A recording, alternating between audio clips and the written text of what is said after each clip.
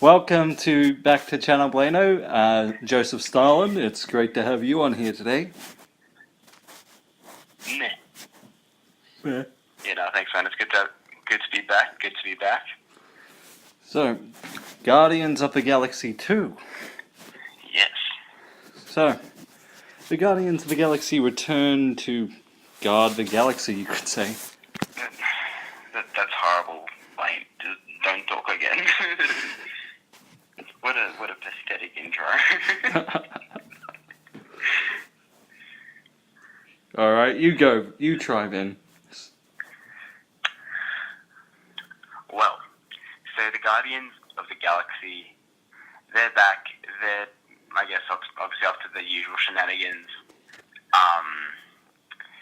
doing more than just guarding the galaxy, which is like, it's in the freaking title, Blaine, for God's sake. Be a bit more creative than that. It's your channel. I'm not supposed to be doing this. You're supposed to be doing it. Fair point. Step up your game, mate. Yeah. So basically, they're back, and in the last film, they did hint at that something was going on with Star-Lord's father. And in this movie, they further elaborate on that. That's pretty much the plot. Yeah, it's a lot more. It's more of a character building kind of. Like, the first one was more about, like, yeah, let's just have fun with all these different characters.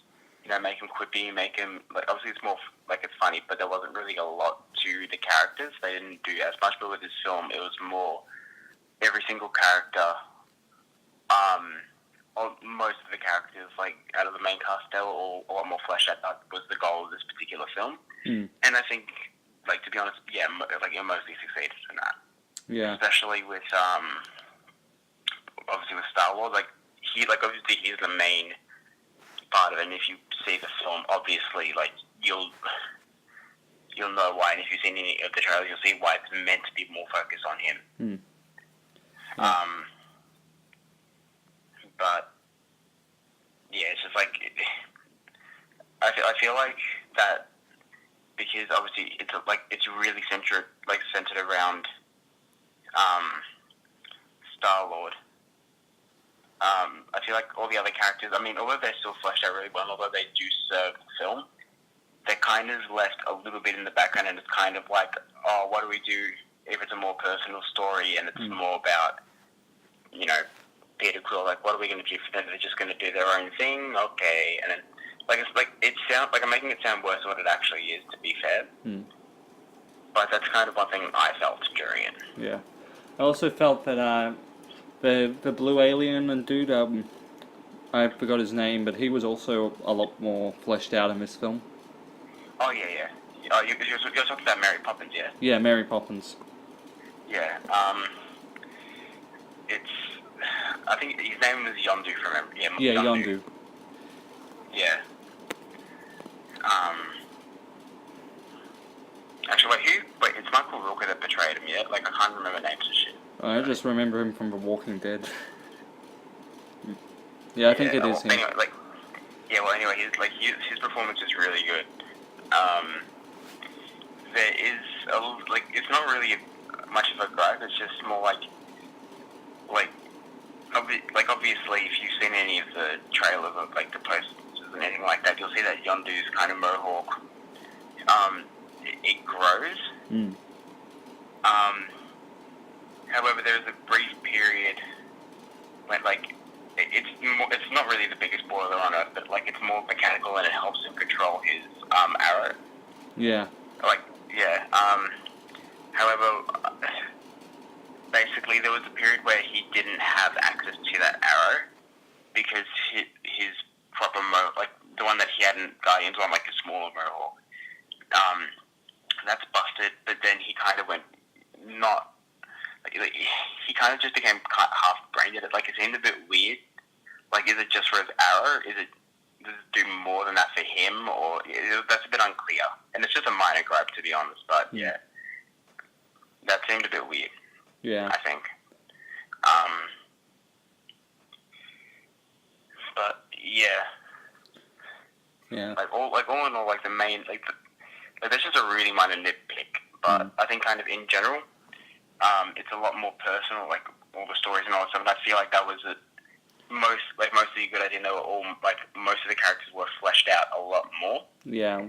And it was a good thing because they went from being just funny cool guys in like their fun movie, like Guardians 1. Yeah, to more in-depth developed characters. Which I think is really good. Baby Groot, not so much because of like that was a bit disappointing. I feel like Baby Groot was like a big thing in the marketing because everyone loved Groot in the first film, and then it's kind of like, oh yeah, he's just there. He doesn't do much. He kind of acted as a hindrance. Like in the first one, he was more helpful, and this one he's often making mistakes and causing I think it's just more for like the occasional joke, but it's nothing really like. You just don't love him like you do in the first one, to be honest. But other than that, I think they kind of handled it really well. I also felt that the villain was much more developed in this film. I won't reveal who he is, but in the other ones, he was just more of a two-dimensional. You didn't really know much about him, but in this one, they had him much more developed and kind of. I feel like go on, sorry. I was just saying he's a more developed character. Like Marvel films, they're not their best with their villains, but I feel like in comparison to a lot of their other movies, he's one of their better villains. Yeah. However, there was kind of, I guess, there were two villains throughout the whole film. To be fair, like there's the gold people which you saw in the the trailers and all that stuff. They were just there again. This kind of like disposable force against the main protagonist kind of, and I think that was more for a few. It just really set up for more than a few, like just set up some action scenes, and like a little bit of conflict, a little bit, I guess, some jokes as well. But they weren't. A lot of people say, "Oh yeah, they're the main antagonist," but I feel like they were there specifically to not to be the antagonist for Quill, like in his story, more so just to provide some resistance against the team. It's kind of like the secondary bad. Yeah. But they were still really forgettable. I didn't particularly enjoy them. I mean, they weren't bad, but they weren't anything special. Yeah. It's like standard Marvel stuff, I guess. Cliched big action piece at the end. It's like I also don't think that, like you said, how it was a more personal film. I think as a result of that, the more comedic elements of the movie weren't as strong as they were in the first film.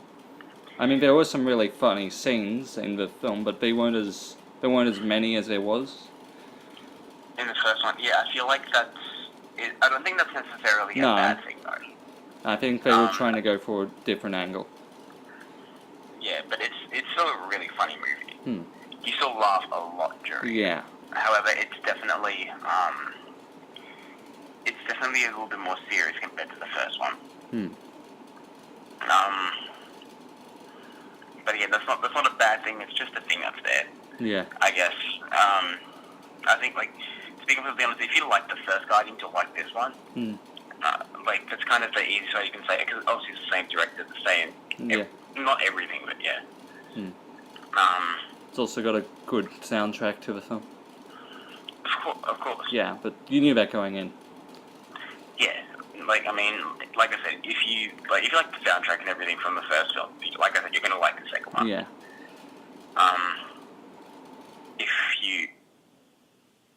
But actually, is there anything else you want to talk about? I mean, obviously the visuals are given. Yeah. I mean, obviously they're brilliant. There's. The Stanley. Sorry. I was going to say all the end credit scenes. There's 4 or 5 of them. Yeah. Actually, I think I figured out who that. Do you mind if we just go a little spoiler reporting? Sure. It's not like a huge spoiler. It's not for the main film, but the post-credit scene with the gold guys. But obviously, they're not. You can tell they're not memorable if you can't even remember the name. No. these gold people. You know how they mentioned, I call this thing in the cocoon Adam. Yeah. I think that's meant to be Adam Warlock. I think he's the Sentry. So think of it as like Marvel's version of Superman. He's super overpowered. Okay. I think that's what it is. Because I knew like the whole thing rang a bell. I could be like wrong as a character, but I think that's what it is. Okay. I think he's destined to become the Sentry. Mm. But yeah, it's there's probably like potential spoiler for the future, and it's not really spoiler for this film except for the end credit scenes, which you can just look up online and all that stuff. Yeah, you know what I mean. Yeah. And they also brought in two pretty big name actors, Kurt Russell and Sylvester Stallone. Stallone wasn't in the film that much. I think he might be in the next one more. Like, I think there's more reasoning to why they would cast someone big. Oh yeah, with Thor Ragnarok. Yeah. I mean, that makes sense. I mean, I honestly wouldn't think of it, but that wouldn't surprise me now that you mentioned it. To be honest, Kurt Russell, he like. Should we just say what Kurt Russell's role is? Because I think if people have seen the trailers as well, they'll kind of have an idea. Hmm. So say it. Yeah, sure. He was like Alright, cool. So Kurt Russell, if you've read up on kind of anything about the film beforehand, you'll more than likely know that he plays Ego the Living Planet, which is Star-Lord's father. Like, we won't go into spoilers of the story, but if you know Ego from the comics, I wouldn't call him an anti-hero, but he's not a good guy, but I don't think he's necessarily like a pure evil character. However, he's probably, how can I say? The fact that it's more of a personal story with Star-Lord, and the fact that obviously Ego's in there, you can kind of see why, like, the potential for some dilemma. I won't go exactly as to what happens, because obviously then you don't want to spoil everything. The emotional, But there's also a moment in this film where Ego, he kind of has this cliched villain revealing his true intentions and his. I was trying to hide the fact that it was a villain, and he just admitted it right then. Good job, Blaine. Yeah, alright. So basically, Blaine just kind of messed it up and revealed, that Ego is the second antagonist. Like, I was kind of hinting towards it, and Blaine just said it. So yeah, good job. You spoiled it. Congratulations. Thank you. So obviously Kurt Russell, he's the main bad, I would say, but he doesn't show up until later in the film. Like obviously the gold guy's introduced beforehand. Yeah. But yeah, but like, you can see how obviously there's all that kind of setup, even like somewhat from the last film. Like obviously, like there's no real hint of it in the last film. I think there was a small mention about his father, but there was only like a small little hint. Yeah, there was a small mention of that. There was also one of the things that he does say, and how it relates to what happened to Peter in the first film, like some seemingly little thing. You can see how big that is, and then that's obviously when you find out, oh wow, he's not just, Peter's not, like that's how you, like, obviously, like you find out before him, that's how you know that he's bad news. Yeah. But I feel like he's definitely, I mean, obviously, like the pinnacle of all the villains is Loki from obviously Thor and the Avengers. Then everyone thinks there's like the really bad, really forgettable villains like the Flash from Iron Man 2. There's really disposable ones like, I think it's Malekith from Thor: The Dark World. And the reason I remember that is because I just actually saw it recently. Like I just looked it up. There's also also like whatever his name was from the first Guardians film. Like, there's those really disposable, like whatever villains. Like the gold people, so that's kind of that category. Then there's the in betweens where it's like, they're not quite Loki levels, but they're still like they're decent villains. Yeah. Like they're not. Yeah. Like there's Red Skull, like the underrated ones. Like there's Red Skull, there's Obadiah Bane from the first. What do you call him? The first Iron Man. Iron Man, yeah. Yeah.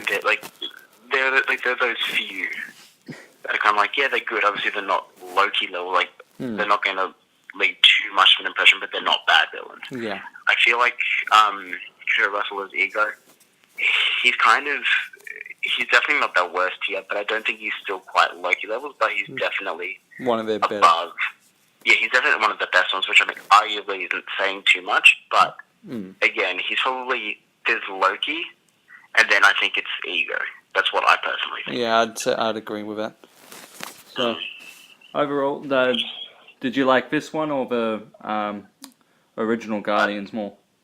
I do prefer the first one because I feel like there was a bit more. Obviously, this film has a lot of heart, but I feel like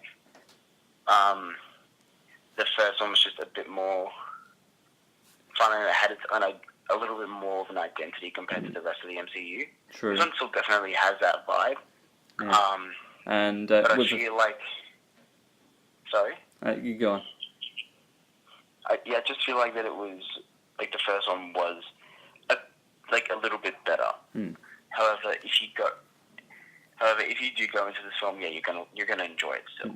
That's the way I see it. And I think it's just like a slight difference. Like, just like there's Guardians of the Galaxy 1, and then just under it, I'd say Guardians 2. Yeah. But what do you think about it? Yeah, I pretty much agree with you there. I think the first one was also a bit more refreshing. A lot of people didn't know much about the Guardians and what they were expecting to see going in there. So so I guess expectations weren't quite as high. Yeah. And I think that's one thing that kind of played into its favor a little bit. So that's kind of a bit unfair on obviously Guardians 2 because the first one raised the stakes so high. Yeah. I think, anyway, I definitely recommend you go and see the film. So. Definitely. Well, thank you for joining me, Stalin. It's No, it's Stalin. Alright, see ya. And thank you guys for watching and subscribe for more. See ya. See you later. See ya, Stalin. No.